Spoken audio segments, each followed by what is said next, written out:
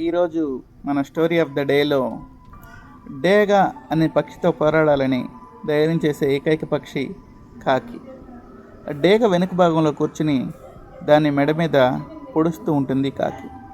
అయినా సరే డేగ ఏమాత్రం స్పందించదు, కాకితో పోరాటం చేయదు. ఎందుకంటే ఆఫ్టర్ ఆల్ కాకి కోసం సమయం వృధా చేసుకొని శక్తిని దారబోయడం డేగకి ఇష్టం లేదు.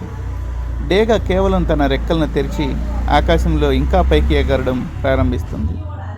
డేగ పైకి ఎగిరే కొద్దీ కాకి ఊపిరాడడం కష్టమవుతుంది. అంతకంటే పైకి ఎగరడం వీలు కాక కాకి కింద పడిపోతుంది.